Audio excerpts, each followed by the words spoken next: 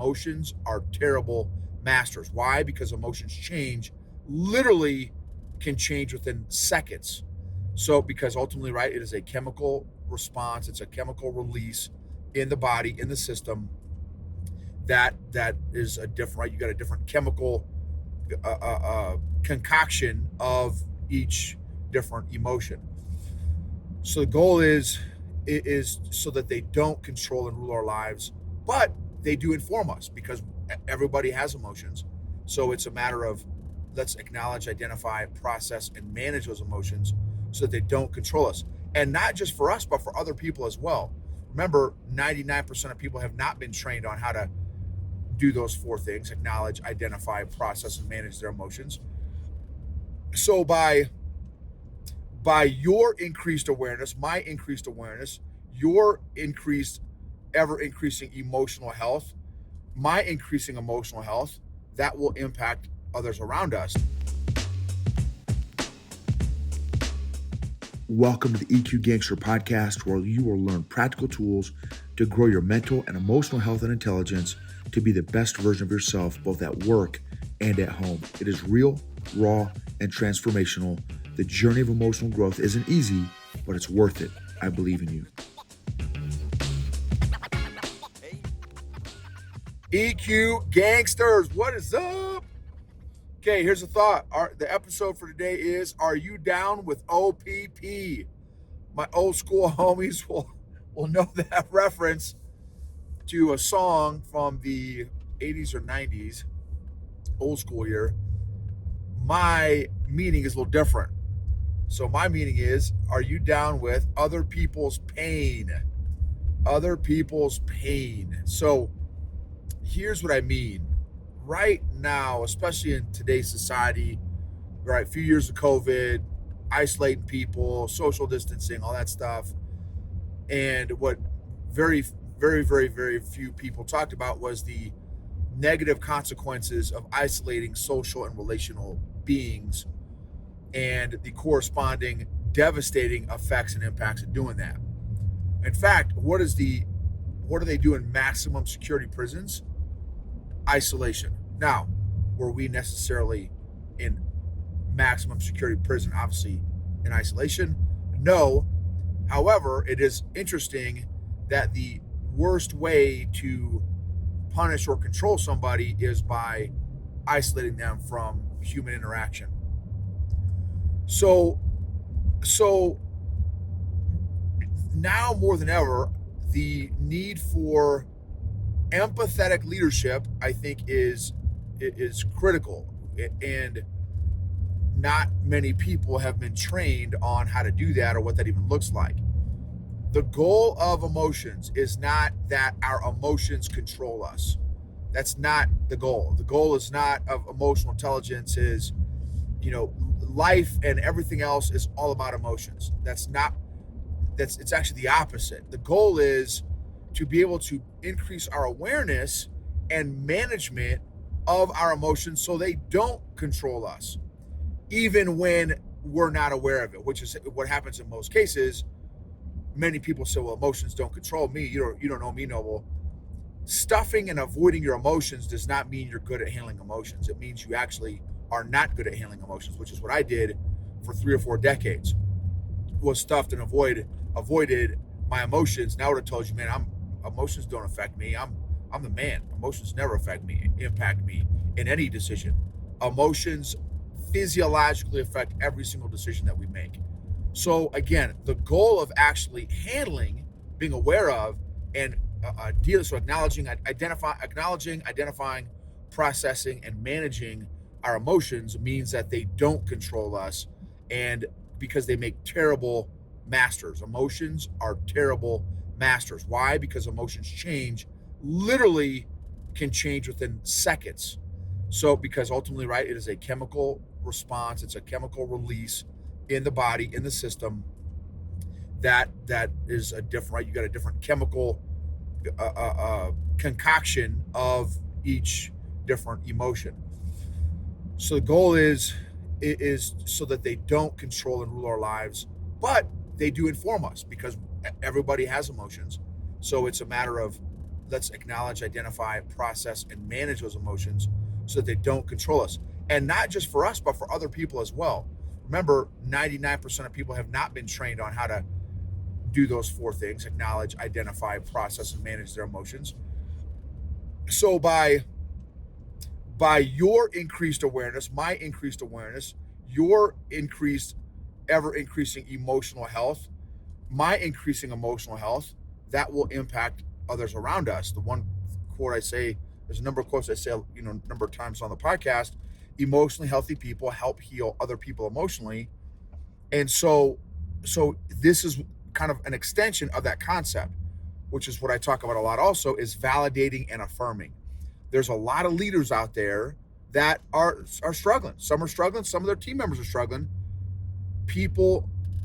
Many leaders are not practiced at empathetic leadership, which literally just takes validating and affirming. Well, I would even argue even a little bit before that is the whole, again, acknowledge and identify other people's emotions with the purpose of understanding. Seek first to understand, then be understood. Seek first to understand, then be understood. And in that process of seeking first to understand, then be understood, a great empathetic leadership tool is validating and affirming that other person's emotions. And again, you don't have to agree with their emotions. You just have to validate and affirm those emotions. You don't have to agree, but validating and affirming other people's emotions can actually help as a de-escalation tool, especially in conflict or when things get tense.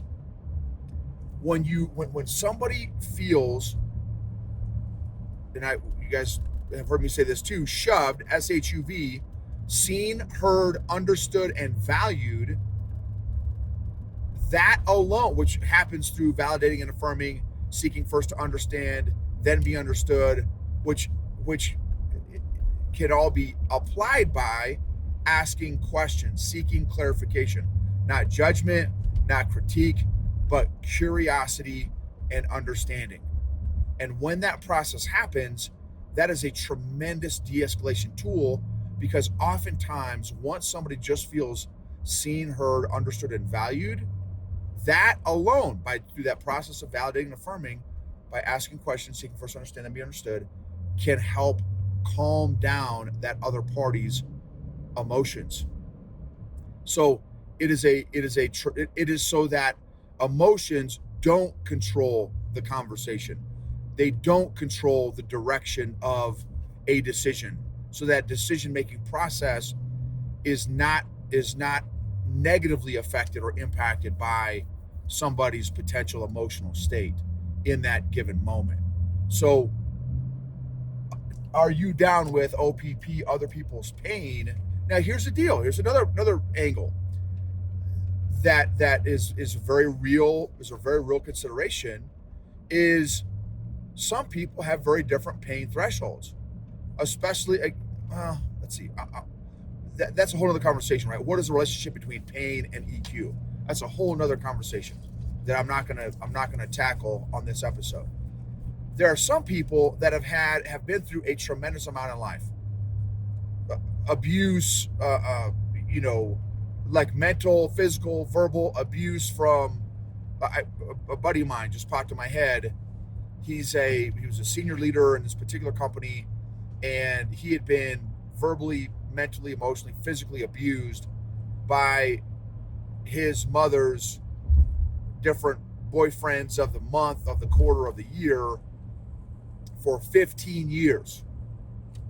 Well, I can't fathom that, right? I cannot imagine the mental, emotional consequences and physical consequences of that upbringing or childhood.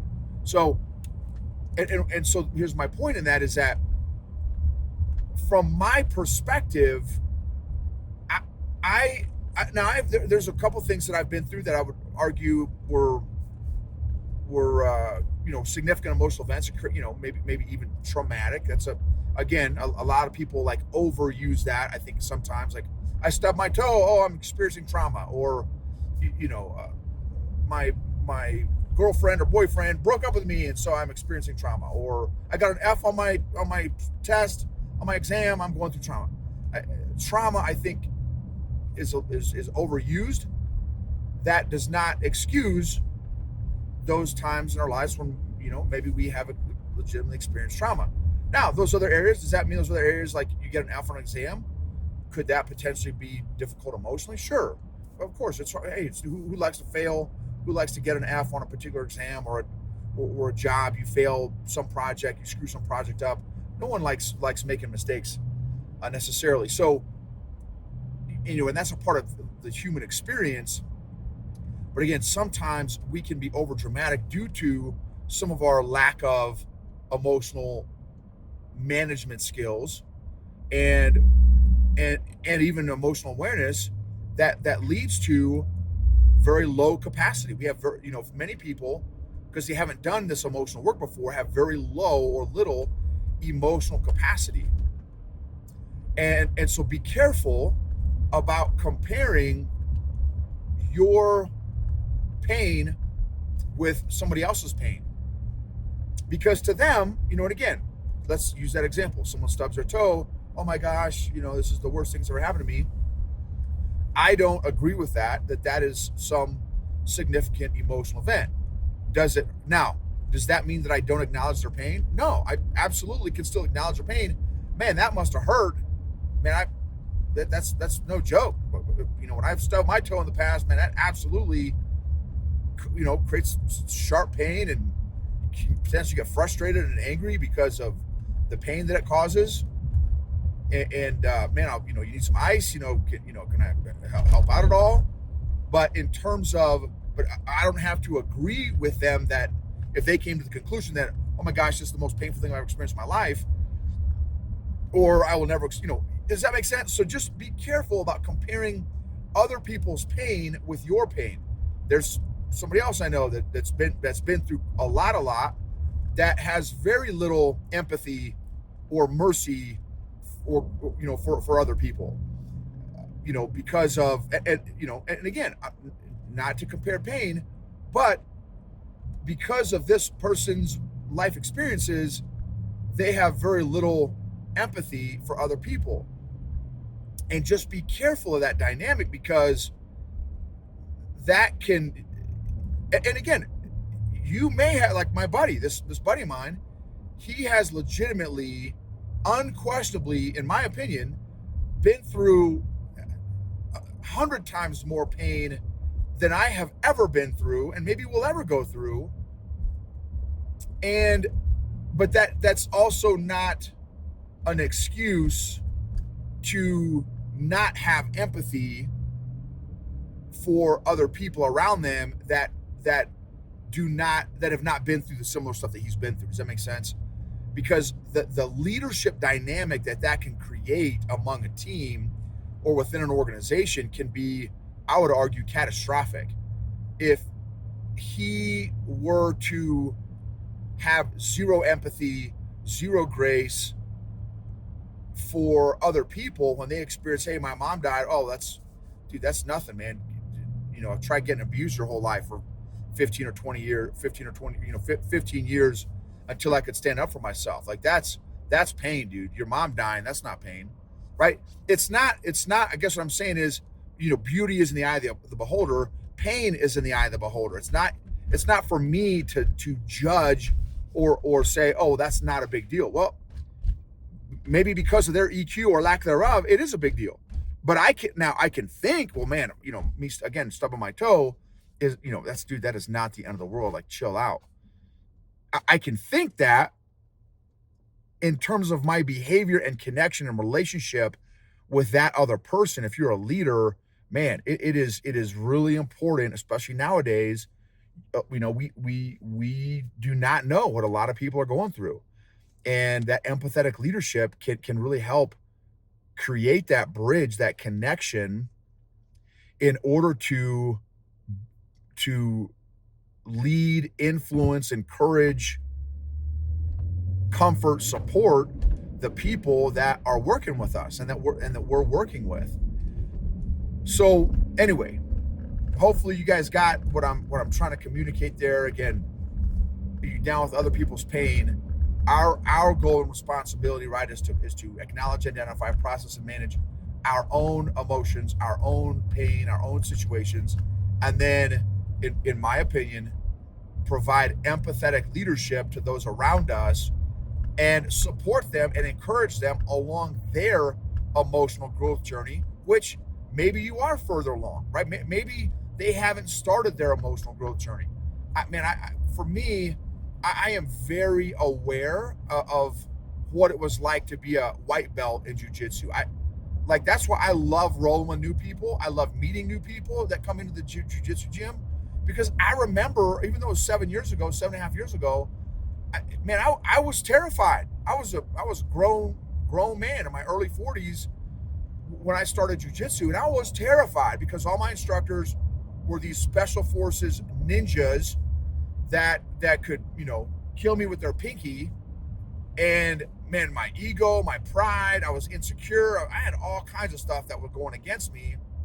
And it took a lot of guts just to walk in the gym, let alone put on a gi, put on a no gi, and train on the mats with these killers. And I just have never forgotten what it's like to be brand new. And that's why I love meeting new people with anything new in their EQ journey, even though they're a complete maybe pain in the rear because they haven't started work on this. I remember what it was like to have zero self-awareness and zero social awareness. I was literally an emotional 5-year-old. So now that doesn't mean that I don't get annoyed when I see or meet somebody else with low EQ and is acting like an emotional 5-year-old. It's definitely annoying, especially because I have taken the time, the blood, sweat, tears to be intentional to work on that stuff. But I still need to show that person, that leader, empathy, because that was me 4 or 5 years ago. Not even 10 or 15, 20 years ago. Oh, when I was a kid. No. Literally 4 or 5 years ago, that was me. And so I just want to be aware of, the world we're living in right now. And again, for me, and also too, this is money. Other people's pain can be my practice for empathy, to practice my empathy. There's a lot of people, listen, I've been working on this for 4 or 5 years, and I still probably am not, as aware of or as good of an empathetic leader as I probably could and should be. So, and I've been working on this actively for 4 or 5 years. So, and here's the other dynamic. What's it like when you have not received empathy? What's that feel like? How do you feel towards the person who makes you feel like you are less than? Because that's what it feels like a lot of times. Lack of empathy comes, at least, and this is funny even how I respond to this, lack of empathy comes across as somebody that feels or thinks they're better than me.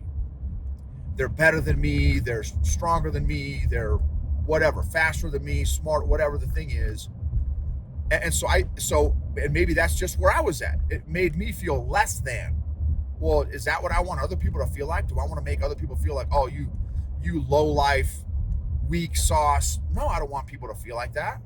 Now, is there a time for some tough love? Absolutely. Hey man, absolutely understand how stubbing your toe hurts.